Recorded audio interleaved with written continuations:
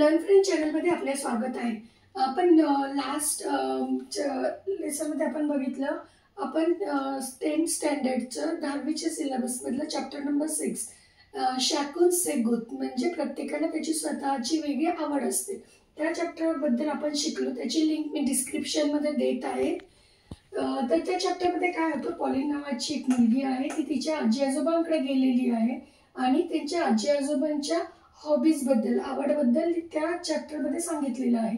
तर या पॉलिनच्या आजीला गार्डनिंग आवड असते, बागकामाची आवड असते आणि आजोबांना रीडिंग वाचन आवडत असतं। तर त्यावर आधारित काही प्रश्न उत्तरे आहेत, त्याचे आपण बघूया। पॉलिन एक dans le salon avec ses grands-parents।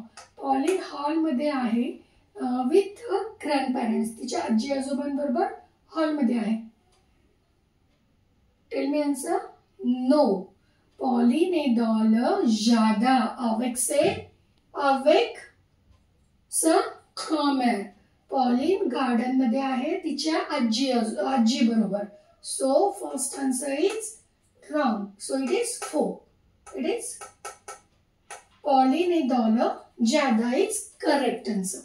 R.K. Narayan and Nakriva and the end. R.K. Narayan is Indian writer. Yes, it's true. So brave.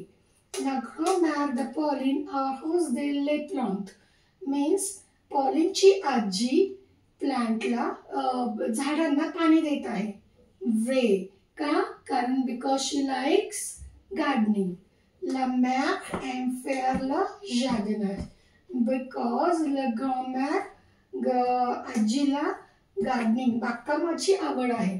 So way le grand-père taille le rosier means आजोबांना roses cut करायला आवडतात, छाटायला आवडतात। 4 नाही। What is answer? Le grand-père aime la lecture, त्यांना वाचनाची आवड आहे। Merci, thank you. Please like, share and subscribe.